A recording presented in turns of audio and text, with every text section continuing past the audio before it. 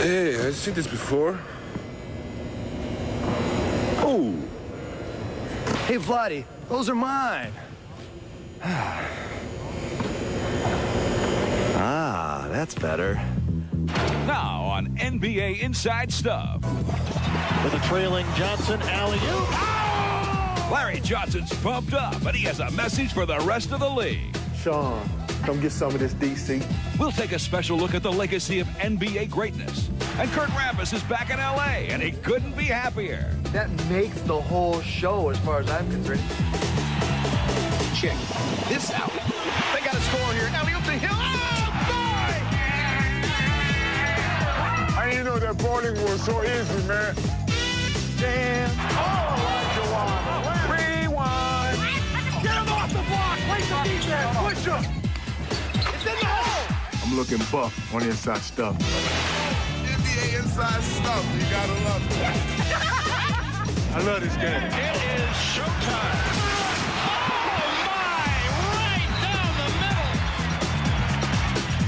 Hello, everybody. I'm Ahmad Rashad. And I'm Willow Bay. Everyone has been asking the question. Everyone. Everyone. Is he coming back? Rumors are flying about the possible return of Michael Jordan. Now, the speculation started this week when he left the Chicago White Sox minor league training camp and worked out with his former team, the Bulls. Now, let me say right here, he has done that many times in the past. He also worked out with the Warriors.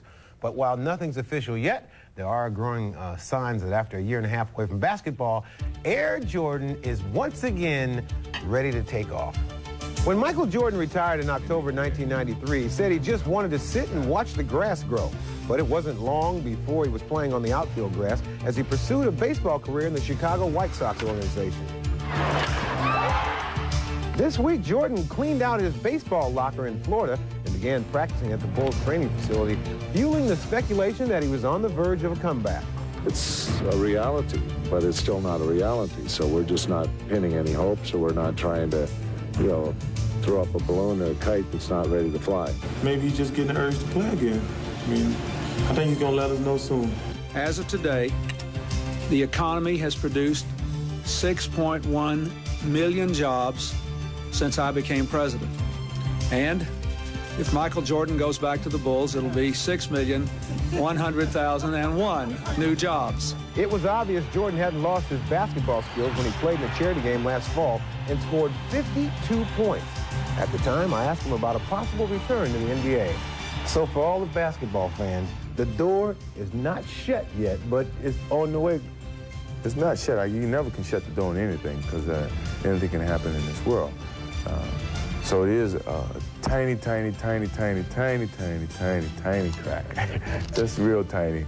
At my count, that was a total of 9 tinies, but you'll notice the door never did close completely, and now it's open quite a bit wider. What would also be wide open, should he return, is the NBA playoff picture. A Bulls team led by Michael Jordan could make a serious run at their 4th NBA title. Last season, injuries slowed down one of the NBA's fastest rising stars, the Charlotte Hornets' Larry Johnson. He spent the summer working to rehab a serious back problem. But now he's the LJ of old, which is great news for the Hornets and bad news for the rest of the NBA. Were there times when you thought, I was the first pick in the draft, I was Rookie of the Year, I'm an all-star, I've played on Dream Team 2, maybe this is it, maybe I've come to the end of the road? No, you never doubted? No, not me. In the road for me? No. There's got to be something more than a herniated disc for LJ. Basketball was mainly on his mind this year. He came back with vengeance. I mean, he just came out here with the attitude that, hey, I'm not thinking about any of that other stuff. I'm just here to play basketball. He's shooting the ball from the three-point line a whole lot better. He's passing the ball extremely well. He's the second-best passer on that team, and he's a great contributor. So he was able to explore other parts of his game. I think it's made him an even better player. Johnson, the only player in the league averaging 20 points, 10 rebounds, 4 assists, and shooting 50% from the field and 80% from the line. It's just amazing. Basically, for a year, you were dogged with this question of, can he make it back? Can he be LJ again? My friend was saying, it's just a test of your character. You was on a high horse since you've been playing basketball and you got knocked off that high horse, and how are you going to respond now? Anybody can be a front runner or always great and fun and happy-go-lucky when everything is good, but it's the man who can, you know, get knocked down and got to get back up. And I always thought that the most thing was going to happen to me during the season was a sprained ankle or something? Sprained ankle. You know, I always had trouble with my finger, you know, that type of thing. Nothing as serious as missing games. That was my first time I ever missed basketball games since I started playing in junior high school. Junior high school. First That time is incredible. That I've missed basketball games. But, you know, as you go through life, you're going to have obstacles. And I like to think I'm a better person, better basketball player, and a better man from it. Boy, he's looking like an all-star tonight. Johnson really showing some moves and some outside shot. Two of your big assets, your power and your confidence. Are they both back? Oh, my goodness. Oh, my goodness. A lot of people like to say because of the injury, you know, when I first came back from the injury, I didn't have my power. So I moved my game to the outside. That's fine. If you want to say that, fine. I don't. I like to think because of my 3-4 years in the league that I was bound to move my game to the perimeter. I'm getting doubled in the post. I got to find shots from elsewhere. So, you know, if I'm getting doubled in the post, I got to move out 11, 13 feet from the basket and try to work the net. You saw me against New York. Yeah, that was quite a shot against New York. Here goes right at Mason and fires for three and hits. And that is a career high for Larry Johnson, 39 points. When you and I last talked, now it's been a while since you and I sat down for a good long heart-to-heart talk. When I asked you what you wanted, when I asked you what you wanted way back when, you said you wanted to be Rookie of the Year. Well, you went and did that. So now, so many years later, you are now a wise veteran in the NBA. Now, when you look at the future, what do you want? Team-wise, no question, I want to win a title. Individual, you know, I want to be an MVP. And realistically, you know, I got some mountains to climb. One by the name of Akeem Olajuwon, you know. But that's fine. You know, I got Big Shaq. That's fine. I'll climb the mountain sooner or later. Larry and the Hornets have climbed at least one mountain. They're back to being one of the top teams in the Eastern Conference, and they are the leaders in the Central Division. You know, for Larry, who really was the heart and the spirit of that team, it was really tough to figure out, you know, how do you contribute that from the bench? But it's really neat now because the fun is back in it for him. And he's back. He's great. He shows you that great players, no matter how good you are when you come in the league, you got to get better, and he has gotten better, which is frightening. The Hornets were off last night, but the team chasing them in the Central, the Pacers, had a big road test in Phoenix. It was one of 11 games around the NBA. In Chicago, Michael wasn't there yet, but Scotty and the rest of the Bulls were as they beat the Cavs by 23. Oh, Scotty with a he loved it.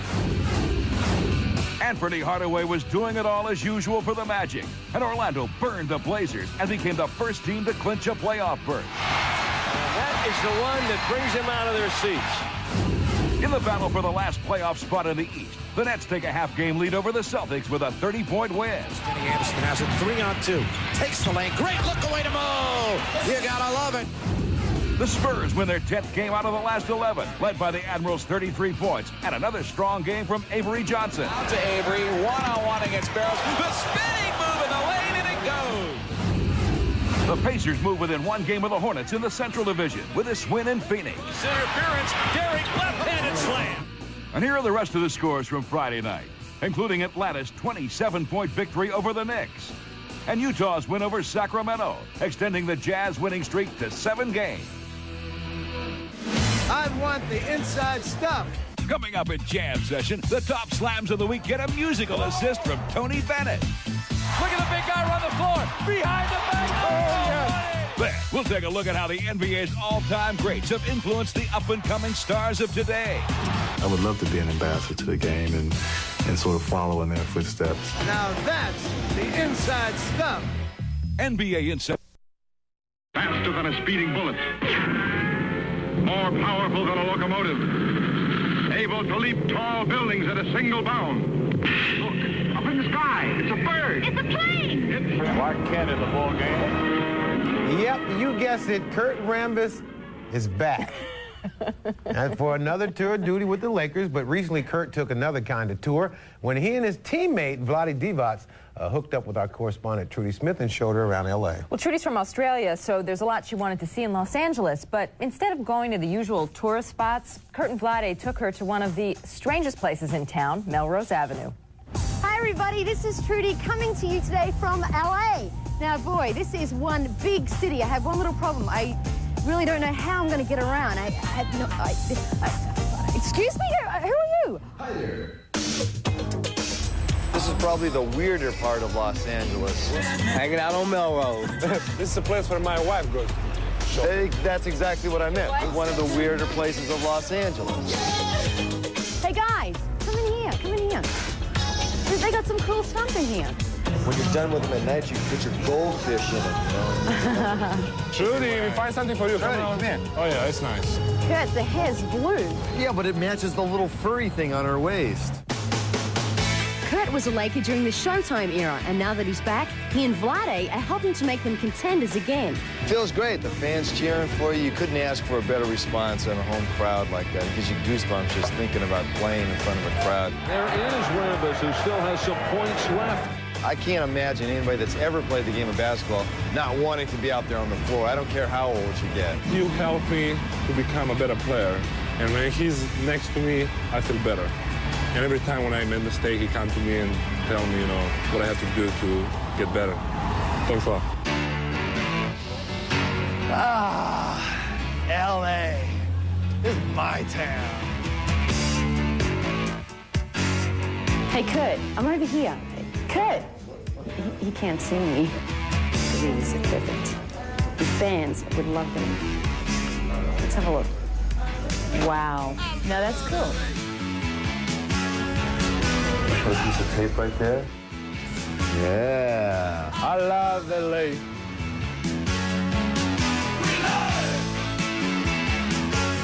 This is Kurt's third stint with the Lakers, and every time he comes back, someone has taken his old uniform number. He's now number 18, which he got by adding together the ages of his 3 children.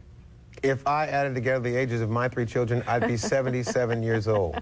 In Rewind, we'll show you a couple of fans who ended up in some hot water. Sir Charles wasn't in hot water, but he was pretty steamed, while the hottest guy of all was Dennis Scott, who burned the Hawks, plus the incredible unicycle jam, the downhill mascot stairway ride, and the player who literally got faked out of his shoes in this edition of Rewind. How does he know what he's clapping about? Friday, if anyone sees Dwayne Farrell's shoe, please bring it to the Lost and Found. And look what Billy Owens found as he knocks it in just the way he planned it. Meanwhile, shoeless Dwayne is still playing tough D, and speaking of D, it's a strip by D. Brown. And while sitting down, he finds Sherman Douglas. No, it's not. A scene from Three Stooges as he gets to the X-Men. Day, Sherman, nice play. And now, Dwayne's got the shoe and the box on Chris Webber. Saturday, best seat in the house, the courtside jacuzzi. In fact, why even bother watching the game? Especially when you can check out one of my favorite mascots, the Jazz Bear. Hey, just watch that oh, too late.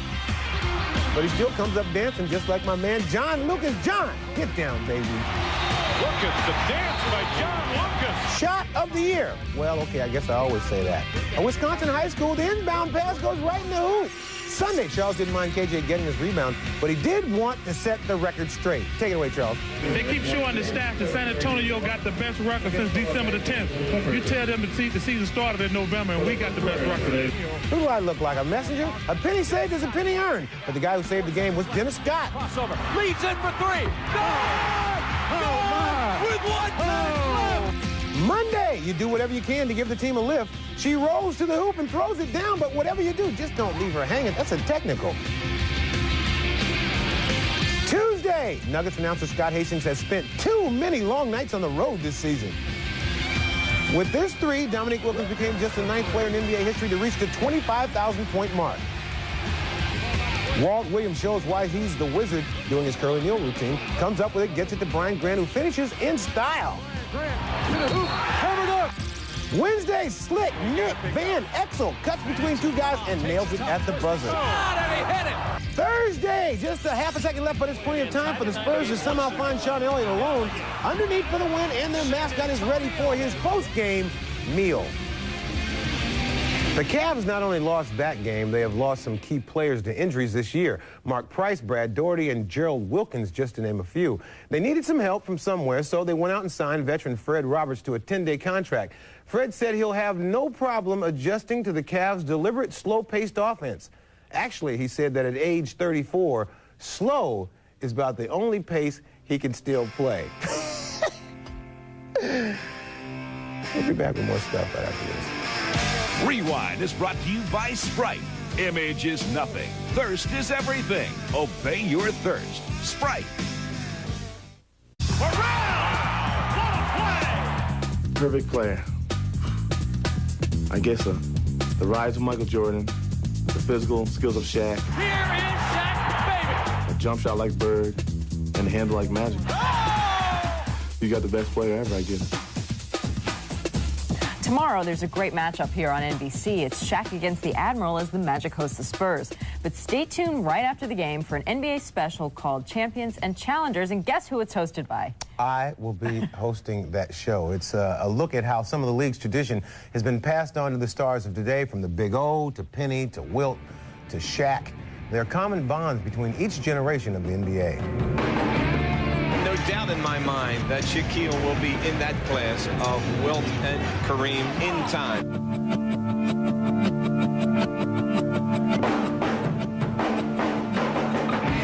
The NBA's young stars are creating their own legacies each time they take the court. But their memories of the greats who preceded them provide a source of inspiration and a sense of how far the game has come. Dr. J, to me, was the NBA, and I just remember him dunking on everybody. Just so spectacular, so graceful. You never thought there'd be somebody else who would take it to another level. I guess I would have never had those visions if I hadn't have seen Dr. J in his time. Right then, your creativity starts to move and enhance in that artistic talent that you have. Through the years, the torch has been passed as legends like Oscar Robertson and Magic Johnson paved the way for one of today's premier point guards, Penny Hardaway. You talk about shades of Magic Johnson in the open court. What a sensational pass. He has great vision, so he can see over the defense, where the little guard can't do that. That's what made Oscar great, made me what I was, and it's going to make him what Anthony Hardaway's going to be. Oh, boy, tremendous court awareness. Hopefully I'll leave an impression that, I really knew how to win. And won games for the Magic just like a Magic Johnson or Oscar. Even though they were great players, they were known for winning, and that's what I want to be known for. Knicks coach Pat Riley, who coached Johnson with the Lakers, paid Penny the ultimate compliment. He said he's the closest thing he has ever seen to Magic. Now, they've got a lot of stars in the show. Grant Hill is one of them, which is, it puts so much pressure on him to say that he's like Julius and Michael Jordan. Julius, who he grew up admiring. And when you got that much talent, though, you got to be compared to somebody. Well, absolutely. See that, Grant? Yes. Now, it is time for our Jams of the Week with a song called Shakin' the Blues Away. I love this song. You do? Yeah. The artist is making his Inside Stuff debut, so we should have a drum roll, but we don't. It is Tony Bennett. Not the one who plays in Charlotte, who can't sing at all, but the one who left his heart in San Francisco. Here he is in Jam Session. No luck, wraparound pass, underneath, grab, slam, shaking the blues. Unhappy loser. If you are blue, it's easy to shake off your cares and trouble. Do like the blues do, listening to a voodoo melody. They shake their body so, to and fro. With every shake, a lucky break, proving that there's a way to chase your cares away. If you lose your weary blues, shake them away. Shake them. Shake them. Shake them. Don't break them. Shake all your blues away.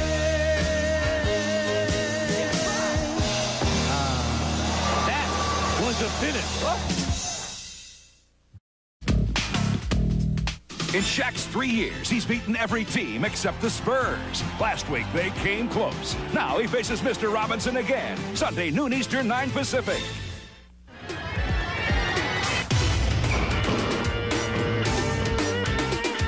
Remember we told you that Earl Lloyd was known as the Big Cat? Yes, great nickname. That's Big right. Cat. Well, Bob Kaufman was nicknamed Horse. He played 7 years in the NBA, and though he retired about 20 years ago, basketball is still a daily part of his life. Bob's daughters have followed in his footsteps. Carrie plays college ball at Duke, and Joanna plays at Georgia Tech, where she's coached by her sister, Laura, while Dad simply tries not to play favorites.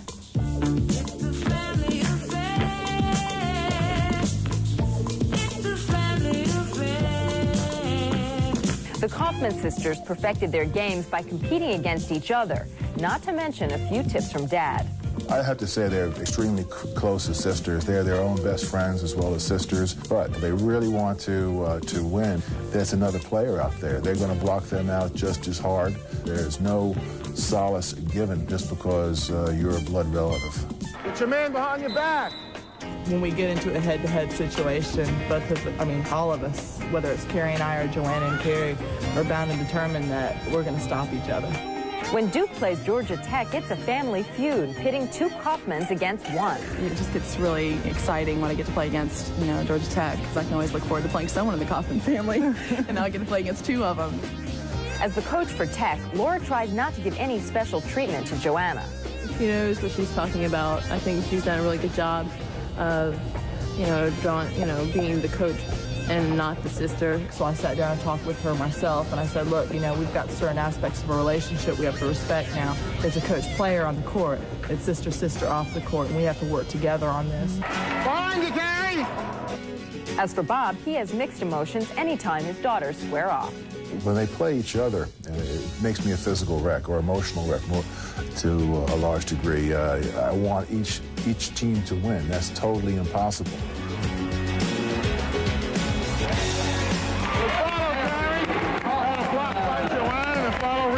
Basket by Garrett. We can all see how excited he is when he comes to the games, and he was always there at every game, as was my mom.